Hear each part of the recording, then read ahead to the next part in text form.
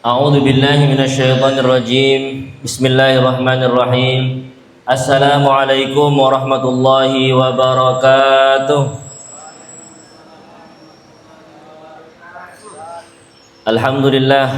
Alhamdulillahi wa kafa. Wassalatu wassalamu ala Rasulillahil Mustafa wa ala alihi wa ashabihi wa man wafa, amma ba'd. فيا أيها الحاضرون أوصي نفسي وإياكم بتقوى الله فقد فاز المتقون فلا تموتن إلا وأنتم مسلمون. فقال تعالى مذكرا بذلك: أعوذ بالله من الشيطان الرجيم يا أيها الذين آمنوا اتقوا الله حق تقاته ولا تموتن إلا وأنتم مسلمون. صدق الله العظيم. Apa kabar Bapak, Ibu-ibu? Mano? Apa kabar Bapak, Ibu-ibu?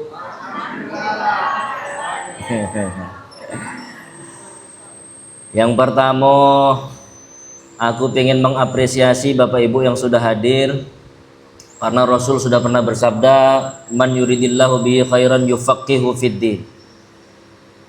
Kalau Allah pengen kebaikan pada suatu hamba, dijadikan hambanya itu rajin untuk menuntut ilmu.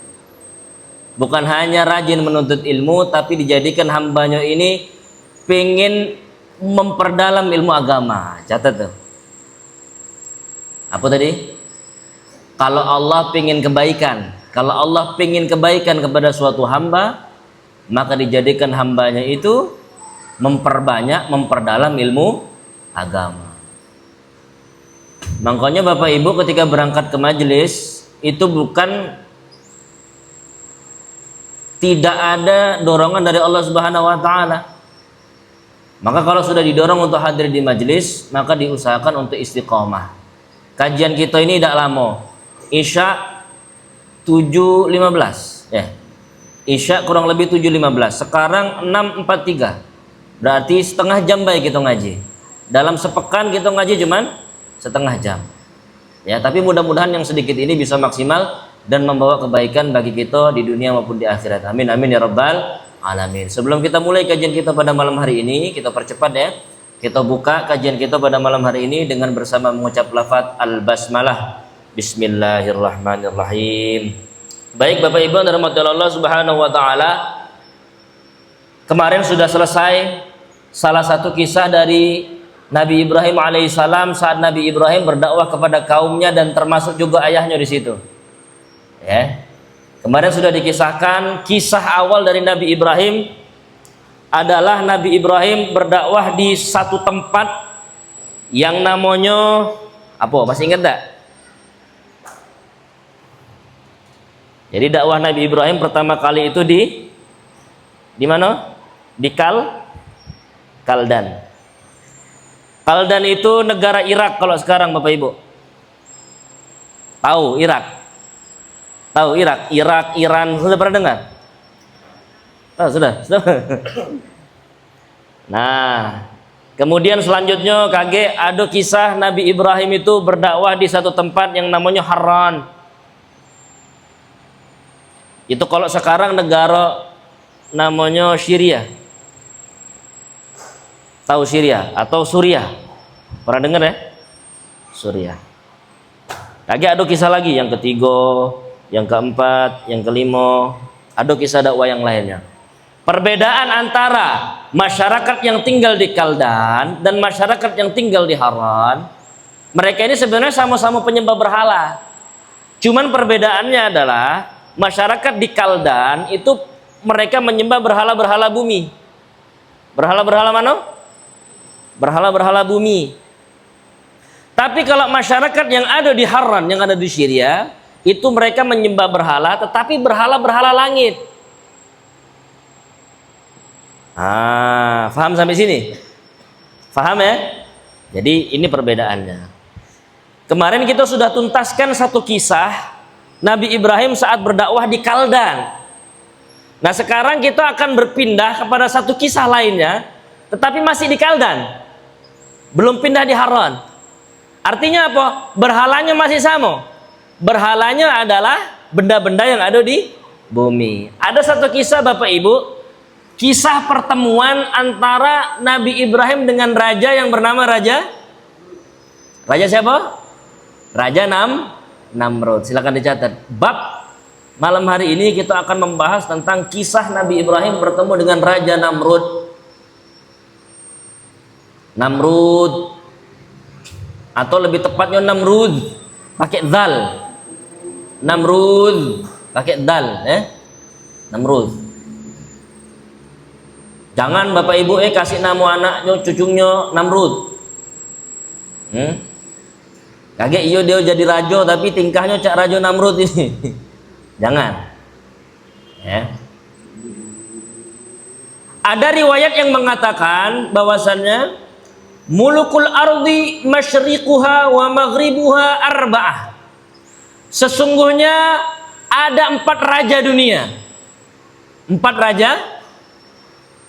raja dunia yang menguasai timur sampai barat pacak bertemu. Wah, Bu, arah terpanjang itu adalah timur dan barat. Timur dan barat itu tidak bisa ketemu. Makanya di antara doa iftitah, ada yang baca doa iftitah modelnya ini. Allahumma ba'id baini wa baina khataayaya kama ba'adta bainal masyriqi wal maghrib. Angkat tangan yang doa iftitahnya seperti itu, angkat tangan. Doa iftitah ini banyak modelnya, ada 7. Tapi yang paling terkenal di Indonesia ini mana? Allahu akbar kabira walhamdulillahi katsira wa subhanallahi bukratan wa asila inni wajjahtu wajhiya lilladzi, ya. Itu bacaan iftitahnya. Tapi bacaan iftitah itu mohon maaf Bapak Ibu bukan dari Nabi. Itu sahabat, ya. Yang ibu-ibu sudah tahu, ya. Yang ibu-ibu sudah masuk kajian tentang itu.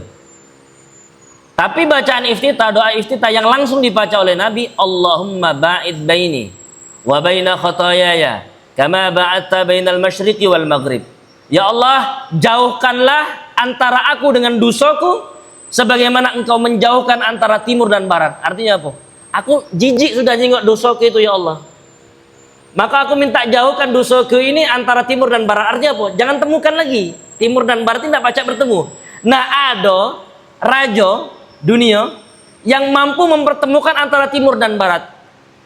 Siapa rajanya itu? Ada 4. Silakan dicatat.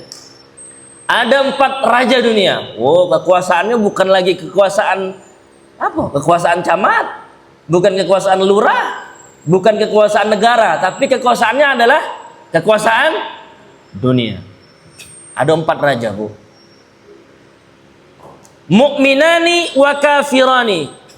2 raja adalah orang beriman dan 2 raja adalah orang yang kafir.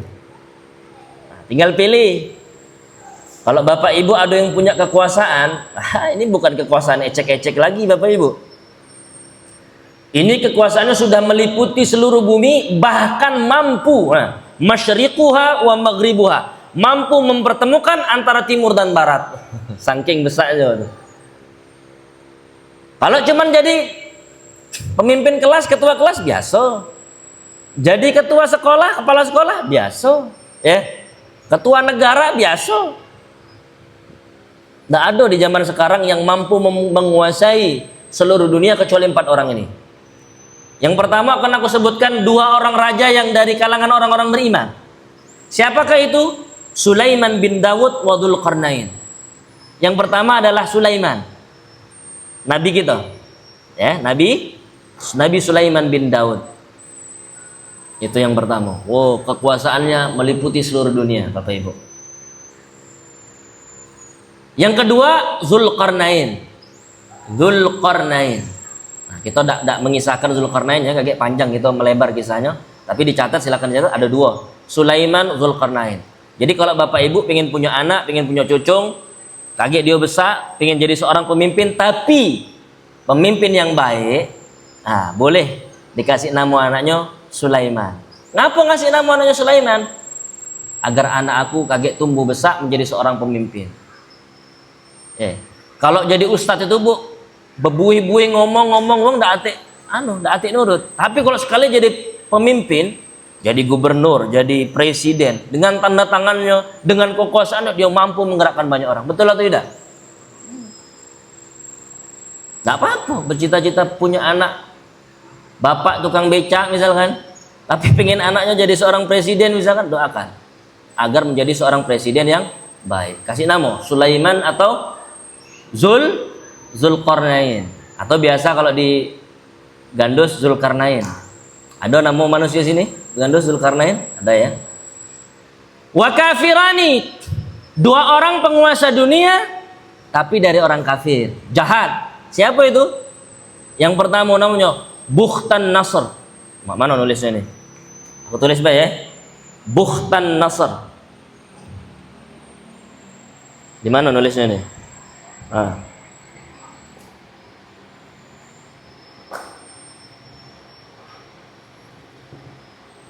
Namanya panjang. Bukhtan Nasr. Bukhtan Nasr. Sudah. Dan yang kedua adalah, yaitulah yang kita kisahkan pada malam hari ini, yaitu Raja Namrud bin Kan'an.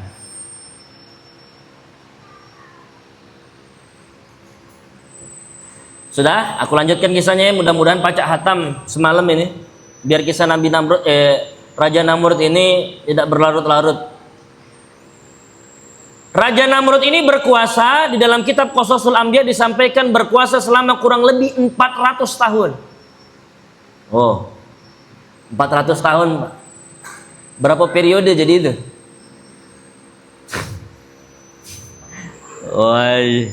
Kalau hitungan presiden Indonesia 5 tahun 1 periode ya, berarti berapa Ustaz? 80 periode Pak. Temalap-malap. Raja Namrud berkuasa kurang lebih selama 400 tahun di dalam kitab Qasasul Anbiya. Dia adalah raja yang lalim, bertindak semena-mena dan melampaui batas, serta lebih mementingkan kehidupan dunia. Jahatnya luar biasa. Kehidupannya duniawi. Dan hati-hati Bapak Ibu, di dalam kitab tafsir dijelaskan ketika membahas tentang ayat tentang kekuasaan, hati-hati. Karena kekuasaan itu sering menjadikan orang yang punya kuasa itu lupa dengan Tuhannya. Hati-hati.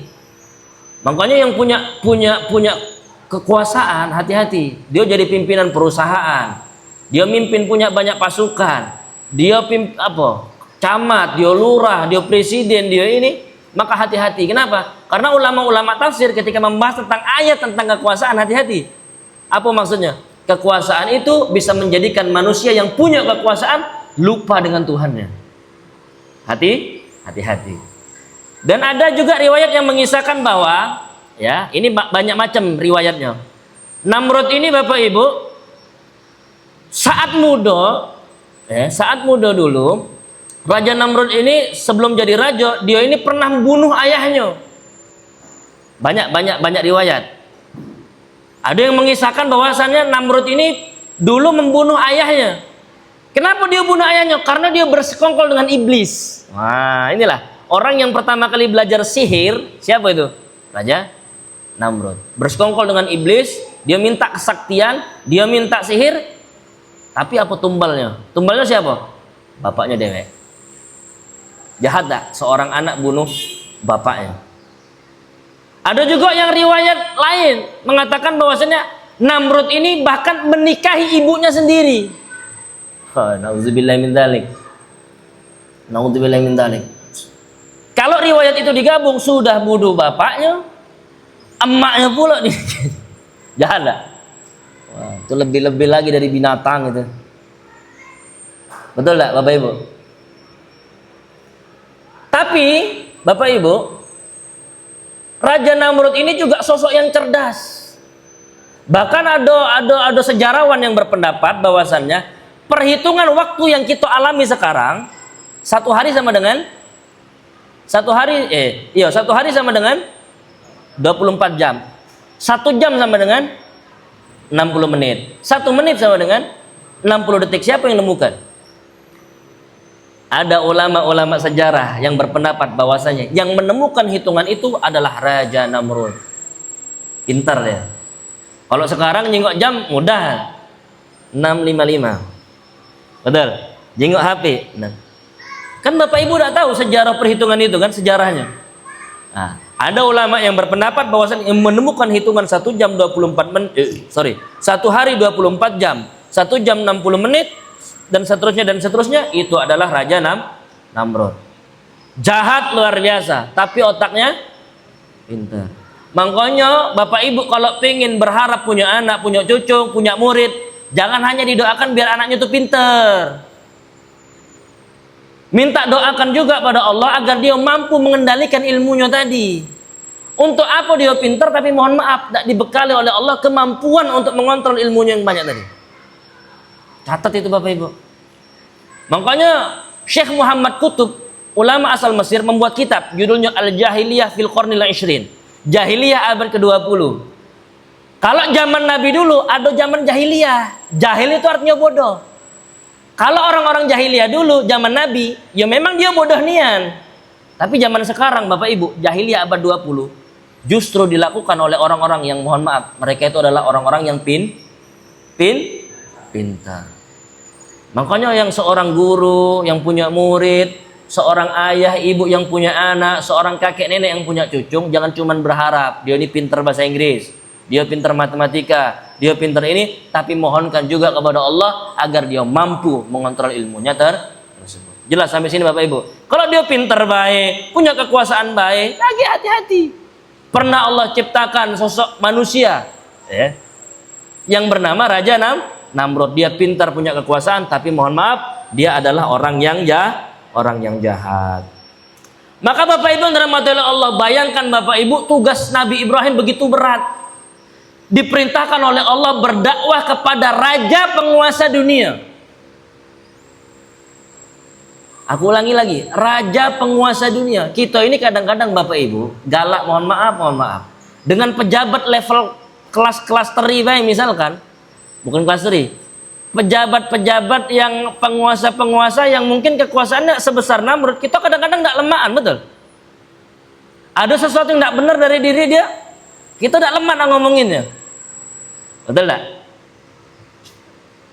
Kita jenguk pemimpin kita misalkan minum berdiri, kita nak negurnya tidak lemah. Ada pemimpin kita dia lalai tidak melaksanakan sholat, kita nak negurnya, payo pak sholat, payo bu sholat, kadang-kadang tidak lemah, ya kan? Karena kita bawahan dia, karena kita ini masih berharap rezeki dari dia, betul? Lah ini Nabi Ibrahim diperintahkan oleh Allah berdakwah kepada siapa Bapak Ibu? Raja dunia. Berat tak? Wih, seluruh manusia tunduk dengan dia Bapak Ibu.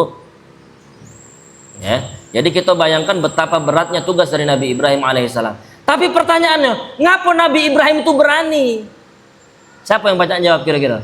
Ngapa Nabi Ibrahim itu berani berdakwah kepada raja dunia? Kenapa alasannya? Cuman sih ke alasannya apa? Alasannya karena dia tidak bergantung kepada raja tersebut. Tapi bukan berarti kita ini tidak boleh bergantung dengan manusia, bukan ya? Kadang kita punya bos gitu ya, kita bergantung gaji dengan dia, boleh bergantung, boleh. Dan memang kehidupan kita bergantung dengan bos itu. Tapi mohon maaf, jangan jadikan pemimpin kita, bos kita itu mohon maaf melebihi takarannya.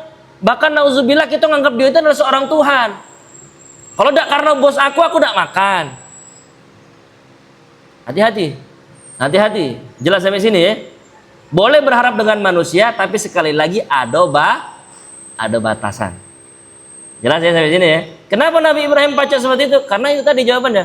Karena Nabi Ibrahim tidak bergantung atau tidak menggantungkan hidupnya kepada raja yang bernama Raja Namrud.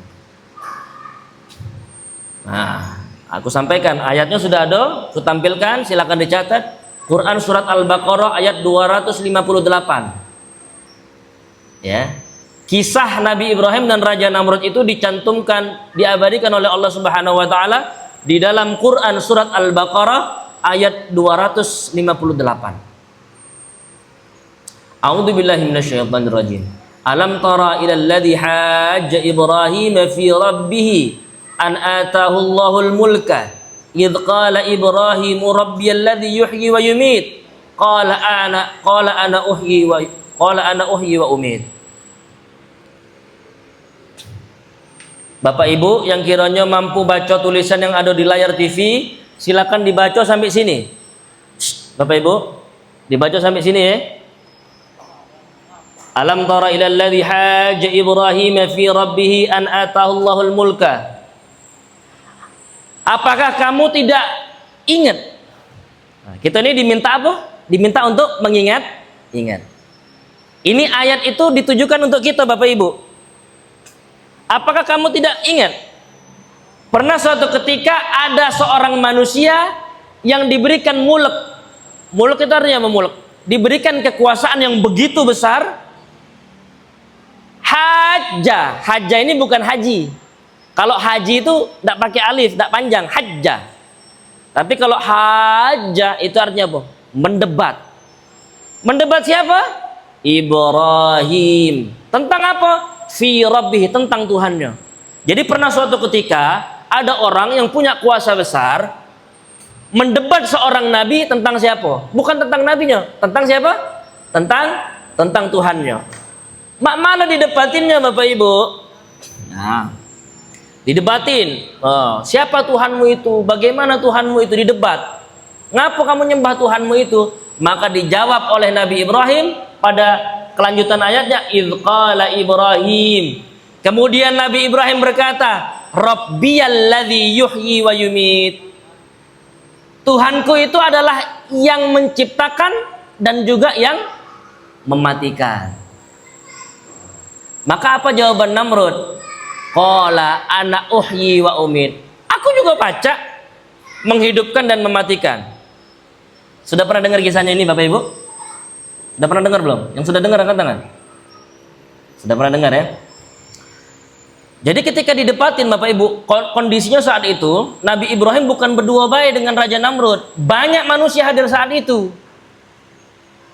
untuk mengambil bekal makanan. Nah, kisahnya seperti itu. Jadi banyak hadir manusia, kebiasaannya adalah masyarakat saat itu ya, menyembah Namrud, kemudian Namrud nginjuk makanan dengan mereka. Barang siapa yang mengakui Namrud adalah Tuhannya, diinjuk makan. Diinjuk makan seperti itu. Itu kebiasaan saat itu. Jadi orang banyak saat itu hadir, kemudian terjadilah perdebatan antara Nabi Ibrahim dengan Namrud. Nabi Ibrahim berkata, Tuhanku adalah yang mampu menghidupkan dan mematikan. Kemudian dijawab, didebat oleh Namrud. Kalau perkara menghidupkan dan mematikan baik, aku juga baca. Akhirnya mana cara Namrud? Dipanggil dua orang yang sudah diberikan hukuman mati. Sebenarnya dua orang ini sudah divonis mati. Dipanggil dua orang, si A, si B. Nah, akhirnya apa yang terjadi? Si A-nya dibunuh, si B-nya tidak jadi dibunuh. Nah, buktinya bisa. Aku menghidupkan dan aku juga mematikan. Konyol enggak kira-kira? Konyol enggak? Meskipun itu benar, menghidupkan orang yang sudah divonis mati dan mematikan orang yang sudah divonis mati, logikanya memang benar. Tapi bukan itu yang dimaksud oleh Nabi Ibrahim. Yang dimaksud Nabi Ibrahim adalah menghidupkan dari kematian. Kata itu, menghidupkan dari kematian.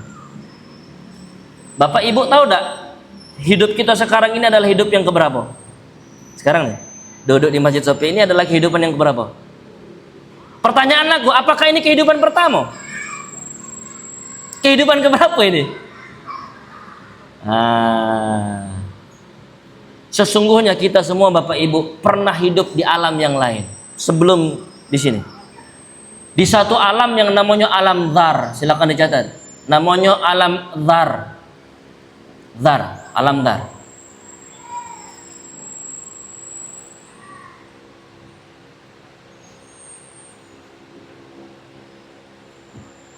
Nah, ini ayatnya.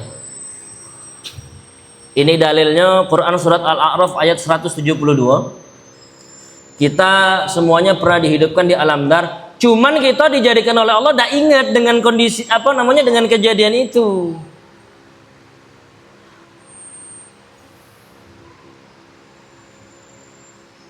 A'udzubillahi minasyaitonirrajim. Wa idz akhadha rabbuka min bani adama min zuhurihim dzurriyyatahum. Dan ingat-ingatlah ketika Tuhanmu. Nah, ini kisah yang sudah pernah aku kisahkan. Kapan? Ketika mengkisahkan kisah Nabi Adam. Jadi kan pernah Nabi Adam tuh dikosok-kosok mananya? Dikosok-kosok punggungnya. Ketika dikosok punggungnya metu galau Bapak Ibu. Keturunan dari Nabi Adam itu. Nah, kemudian ketika keluar seluruh Manusia, dari manusia pertama sampai manusia yang paling terakhir yang aku tidak tahu namanya itu siapa, dan galau-galau manusia itu diambil sumpahnya oleh Allah. Mak mana sumpahnya? Sumpahnya biar Bapak Ibu ingat. Alastu bi rabbikum. Bukankah aku Tuhanmu? Alif, Hafizal, Mursalin, Hasnul, Rusli, Pak Eko, Ustadz Gilang, semuanya kita galau-galau Bapak Ibu ditanya dengan pertanyaan ini.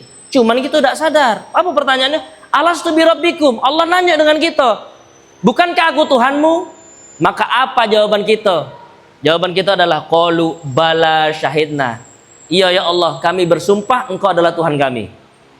Kenapa Allah buat skenario seperti itu? Jawabannya adalah antakulu yaumal qiyamati inna kunna an hadza ghafilin.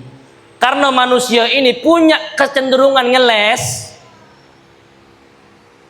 Ditanya yang lanang, "Kak, kamu dari mana, Kak?" "Itu nah dari masjid." Padahal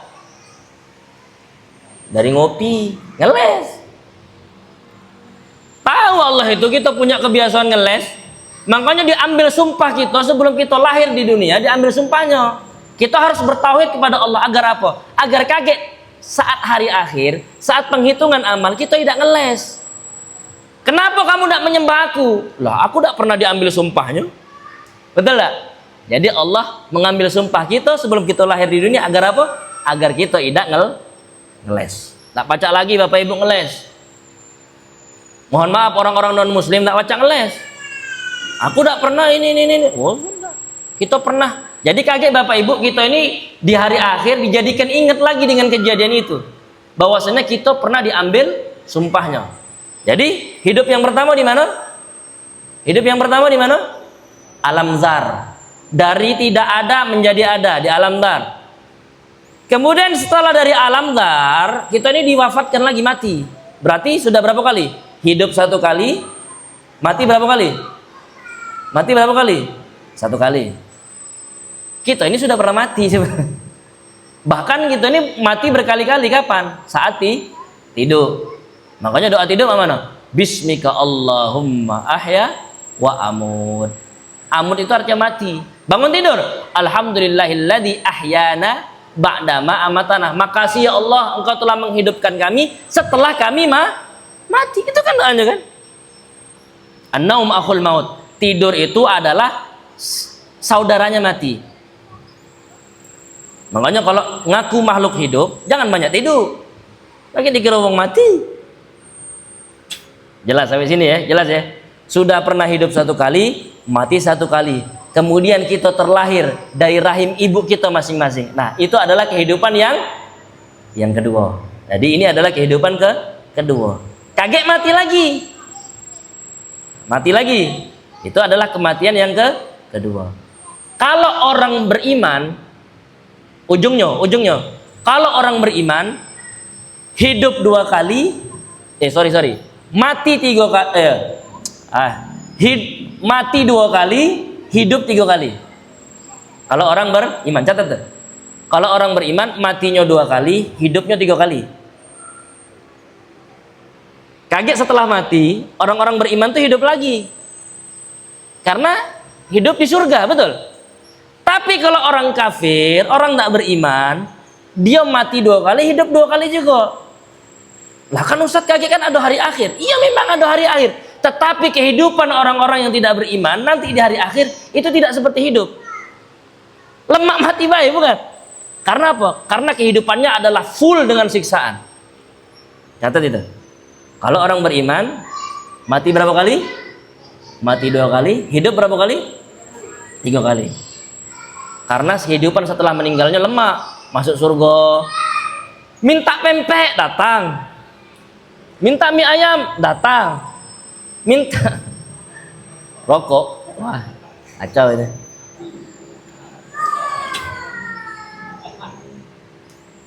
Minta rokok, itulah Saro jadi ustadz. Ustadz, di surga ada rokok dah ustadz. Ini. Tak tahu, aku belum masuk sana.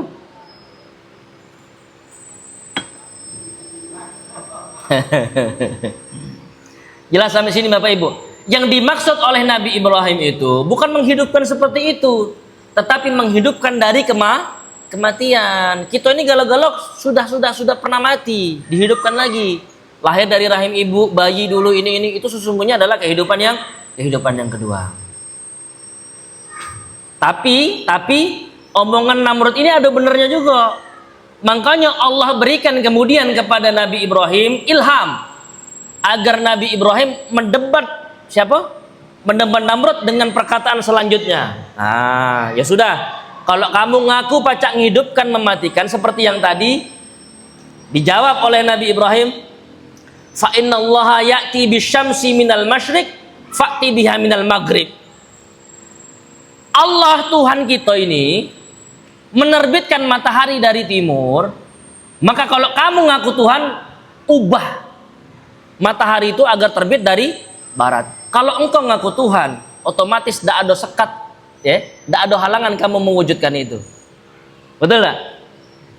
Itu juga ada riwayat lain yang berkata bahwasanya malaikat Jibril itu ngenjuk wahyu dengan Nabi Ibrahim.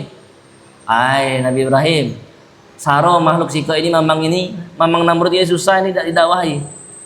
Kalau kamu ngasih perumpamaan di bumi, dia pasti ada jawabannya. Kenapa? Karena dia pintar, cerdik, dia cerdas.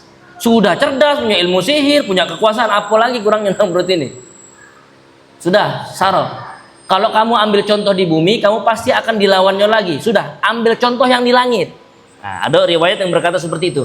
Malaikat Jibril ngenjuk wahyu, ya, yang mana wahyu itu dari Allah, ngebisikin Nabi Ibrahim agar memberi contoh di langit. Apa contohnya? Terbitkan matahari dari barat. Mana kira-kira respon dari Namrud? Responnya adalah fabuhital ladzi kafar, buhita. Tertunduk dia, malu. Ngaku kalah sebenarnya. Fabuhital ladzi kafar wallahu la yahdil qaumadh dhalimin. Sesungguhnya Allah tidak akan memberikan hidayah, memberikan petunjuk kepada orang-orang yang zalim. Nah. Kemudian As-Suddi menyebutkan, ya, ada ulama yang bernama As-Suddi menyebutkan bahwasannya peristiwa ini terjadi ketika setelah pembakaran itu. Karena Bapak Ibu pernah enggak Bapak Ibu dengar kisah dari ustadz atau ustazah atau guru agama di sekolah bahwasannya Nabi Ibrahim ini dibakar oleh Raja Namrud? Pernah dengar kisah, ya? Tapi dalam kitab Qasasul Anbiya dijelaskan bahwasannya kejadian perdebatan antara Nabi Ibrahim dengan Namrud ini justru terjadi setelah Nabi Ibrahim dibakar. Jelas sampai sini, ya? Ustadz, jadi yang benar yang mana? Tidak usah pening. Ulama-ulama itu kalau berkenaan dengan sejarah tidak ketat. Jadi ada yang berpendapat A, ada yang berpendapat B. Ya, cak pertemuan ini Bapak Ibu. Setelah 1 minggu kemudian Bapak Ibu berdebat, Pak Rusli dengan Pak Fadli berdebat. Oh, hari Rabu kajian kemarin Ustadz Ali pakai peci hitam, tidak pakai peci putih. Karena sejarah kan sudah lewat. Yang benar yang mana? Ya sebenarnya dua-duanya benar. Dua-duanya benar apa? Maksudnya Ustadz Ali itu pakai peci. Jelas sampai sini. Jadi kalau ulama berkenaan dengan sejarah itu tidak ketat. Jadi ada ulama yang berkata bahwasannya Nabi Ibrahim itu dibakar oleh Raja Namrud. Kalau dalam kitab Qasasul Anbiya justru perdebatan antara Nabi Ibrahim dengan Raja Namrud terjadi setelah dibakar. Ada juga riwayat dari Abdul Razak, dari Ma'mar, dari Zaid bin Aslam yang meriwayatkan bahwasannya Namrud memiliki persediaan makanan. Orang-orang biasa datang untuk minta makanan dengan Namrud. Dan kejadian itu adalah Nabi Ibrahim juga sedang minta makanan sebenarnya dengan Namrud itu. Minta makanan, ya, bukan nyembah, ya. Ngerti Bapak Ibu? Jadi Nabi Ibrahim datang untuk minta apa? Minta makanan dengan Namrud, bukan menyembah. Tetapi karena terjadi perdebatan ini, Namrud ngenjuk makanan dengan Ibrahim. Gak dikasih makanan. Akhirnya dia takut pulang, tidak bawa bekal makanan untuk istrinya. Sebagaimana bapak-bapak ini yang takut balik ke rumah, takut tidak bawa ini.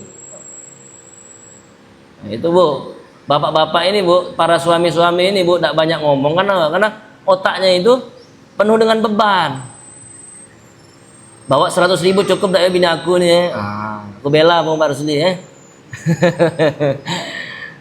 Nah itu. Nah Nabi Ibrahim juga demikian. Takut nak bawa itu, akhirnya apa yang dilakukan oleh Nabi Ibrahim? Nabi Ibrahim datang ke gundukan pasir. Nabi Ibrahim bawa tas, semacam tas ya. Apalah, bukan tas lah, apa ya, semacam apalah, plastik atau apa ya. Jadi diisinya tas tadi dengan pasir. Diisi dengan pasir, dibawa ke rumah. Untuk apa? Untuk membuat siasat dengan bininya tadi, agar dia tuh tidak terkesan bawa apa-apa. Ngerti sampai sini, ngerti ya? Dibawanya pasir, kemudian sampai rumah Nabi Ibrahim masuk kamar langsung tidur. Saat Nabi Ibrahim bangun, terjingukan di meja makannya itu, ya gambarannya lah kurang lebih. Di meja makannya sudah terhidang banyak makanan. Kaget Nabi Ibrahim ini, nanya dengan Siti Sarah, makanan dari siapa ini? Lah, ini makanan dari kamu.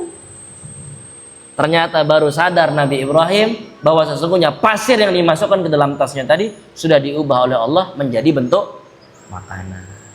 Jelas sampai sini?